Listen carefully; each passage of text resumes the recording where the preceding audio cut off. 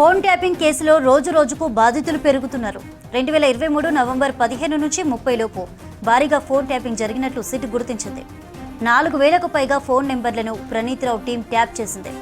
అందులో 618 మంది all party political లీడర్లు, ఐఏఎస్, ఐపీఎస్, వ్యాపారులు, జర్నలిస్టులు ఉన్నారు. రేవంత్, బండి, ఈటెల, పొంగులేటి ఫ్యామిలీ మెంబర్ల ఫోన్లు ట్యాప్ అయినట్లుగా గుర్తించారు. బీఆర్ఎస్ నేతలు పద్మా దేవేందర్ రెడ్డి, మర్రి జనార్దన్ రెడ్డి, టి రాజయ్య ఫోన్లు సైతం ట్యాపింగ్ అయినట్లు తెలుస్తోంది.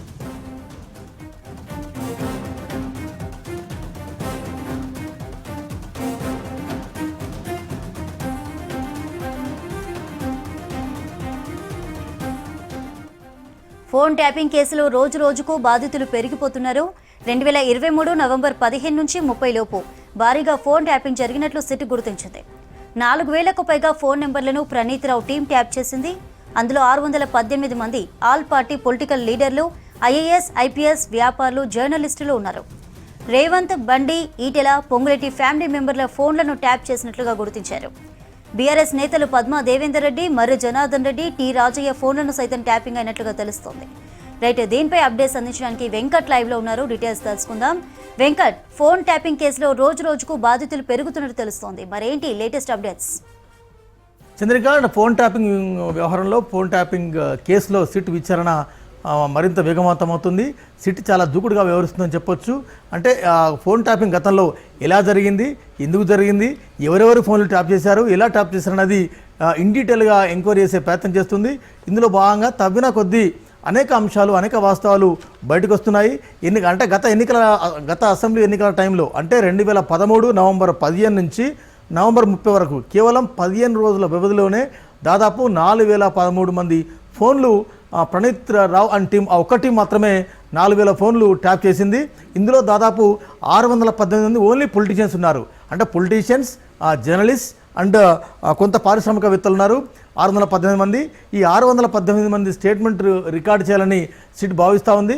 ఇందులో భాగంగా ఈ 618 మందిలో 228 మంది స్టేట్మెంట్స్ని వాళ్ళ వాంగ్మూలాన్ని ఇప్పటికే తీసుకున్నారు. ప్రస్తుతం ఇంకా విచారణ కొనసాగుతుంది. ఇవాళ కామారెడ్డి జిల్లా కాంగ్రెస్ నేతలు పెద్ద సంఖ్యలో సిట్ ఆఫీస్కి వచ్చి వారి వాంగ్మూలాన్ని వారి వివరణ ఇచ్చే ప్రయత్నం చేస్తున్నారు. అంటే గత ఎన్నికల సమయంలో ఫోన్ ట్యాపింగ్ ఎలా చేశారో కూడా ఆధారాలతో సహా, అంశాలతో సహా బాధితులందరూ కూడా ఒక్కొక్కరికి వచ్చి సిట్ విచారణ వద్దకు వచ్చి తమ వాంగ్మూలాలు ఇచ్చి వెళ్తున్నారు. చంద్రిక, మనం చూస్తున్నాం కొన్ని ఆసక్తికరమైన వాస్తవాలు వెలుగులోకి వస్తున్నాయి. అంటే దాదాపు 4-5 ఒక టీములుగా ఏర్పడి ఒక్కొక్కరుగా కొన్ని వేల మంది ఫోన్లు ట్యాప్ చేశారు. ఓన్లీ ప్రణీత్ రావు టీం మట్టుకే 4013 మంది వ్యక్తుల ఫోన్లు ట్యాప్ చేశారు. ఇందులో 618 మంది కేవలం రాజకీయ నాయకులు, జర్నలిస్టులు, ఐఏఎస్లు, ఐపీఎస్లు ఉన్నారు. అంటే రేవంత్ రెడ్డి, గతంలో పీసీసీ చీఫ్ హోదాలో ఉన్న రేవంత్ రెడ్డి ఆయన కుటుంబ సభ్యులు, అదేవిధంగా ఈటెల రాజేందర్ ఆయన కుటుంబ సభ్యులు, బండి సంజయ్తో పాటు ఆయన కుటుంబ సభ్యులు, పొంగులేటి శ్రీనివాసరెడ్డితో పాటు ఆయన కుటుంబ సభ్యులు, ప్రస్తుతం క్యాబినెట్లో కొనసాగుతున్న ఒకరిద్దరు కీలక మంత్రుల ఫోన్లు కూడా గతంలో ట్యాప్ చేసినట్టుగా కూడా సిట్ వద్ద ఆధారాలున్నాయి. వారి వద్ద నుంచి కూడా సిట్ తమ వాంగ్మూలాలు తీసుకునే అవకాశం ఉంది. ఇప్పటికే బండి సంజయ్ సిట్ ఆఫీస్కి వచ్చి వెళ్ళినారు. ఈటెల రాజేందర్ ఇప్పటికే వచ్చి వెళ్ళినారు. అయితే త్వరలో ప్రస్తుతం చేవెళ్ల ఎంపీగా ఉన్న కుండ విశ్వేశ్వరరెడ్డి, మైనంపల్లి హనుమంతరావు, మాజీ ఎమ్మెల్యే కేఎస్ రత్నం, మర్రి శశిధర్ రెడ్డిల వాంగ్మూలాలు కూడా సిట్ నమోదు చేసే అవకాశం ఉంది. ఇకపోతే చంద్రిక, కొన్ని ఆసక్తికరమైన పరిణామాలు అయితే ఇంకా బయటకు వస్తున్నాయి. అయితే విత్ ఇన్ ది పార్టీలో కాంగ్రెస్ నేతలు, ప్రతిపక్ష నేతల ఫోన్లు, ఎవరి డబ్బులు ఎటు వెళ్తున్నాయి, ఎవరు ఎలాంటి ట్రాన్సాక్షన్ చేస్తున్నారు అనే ఫోన్లు వినడం ఒక ఎత్తు అయితే, సొంత పార్టీలో ఉన్న నేతల ఫోన్లు కూడా ట్యాప్ అయినట్టు కూడా కొన్ని అంశాలు బయటకు వస్తున్నాయి. అయితే సోషల్ మీడియాలో అయితే కవిత భర్త అనిల్ ఫోన్లు ట్యాప్ అయినట్టుగా సోషల్ మీడియాలో వార్తలు వస్తున్నాయి. కానీ మనకు సిట్ నుంచి వచ్చిన తాజా సమాచారం ప్రకారం బీఆర్ఎస్ నేతలు పద్మా దేవేందర్ రెడ్డి ఫోన్ ట్యాపింగ్లో ఉన్నారు, మర్రి జనార్దన్ రెడ్డి ఉన్నారు, తాటికొండ రాజేలు ఉన్నారు. వీరితో పాటు మరొక 6 కీలకమైన భారత రాష్ట్ర సమితికి చెందిన 6 నేతలు ఫోన్ ట్యాపింగ్ బాధితులు ఉన్నారు. వారికి కూడా సిట్ నోటీసులు ఇవాళ రేపు ఇస్తారట. వారి నుంచి కూడా కొంత వాంగ్మూలాలు తీసుకునే అవకాశం ఉంది. ఇకపోతే ఐఏఎస్లు రొనాల్డ్ రాస్, గౌతమ్,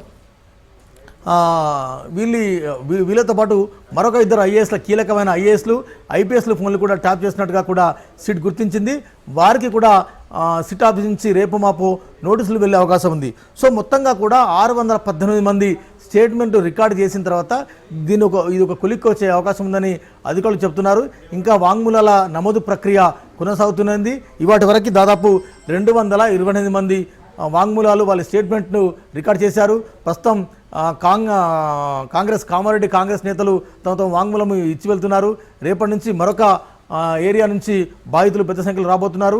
అంటే సిట్ విచారణ జరుగుతుంది అనే క్రమంలో స్వచ్ఛందంగా చాలామంది బాధితులు రావడం ఒక ఎత్తు అయితే, సిట్ నేరుగా మీ ఫోన్ ట్యాపింగ్కు గురైంది, మీ ఫోన్లు ట్యాప్ చేశారు, మీరేమైనా వాంగ్మూలం ఇవ్వదలుచుకున్నారని కూడా సిట్ అధికారులు కూడా నేరుగా ఫోన్ చేసి బాధితులకి వారి వద్ద నుంచి స్టేట్మెంట్ తీసుకునే పరిస్థితులు మనకు కనబడుతున్నాయి. చంద్రిక చూస్తున్న మొత్తం ఫోన్ ట్యాపింగ్ వ్యవహారం అయితే ఇది ఒక దేశ చరిత్రలో కాదు, గతంలో ఎక్కడ లేని విధంగా చాలా విశృంఖలంగా ఫోన్ ట్యాపింగ్ జరిగిందనేది జగమెరిన సత్యం.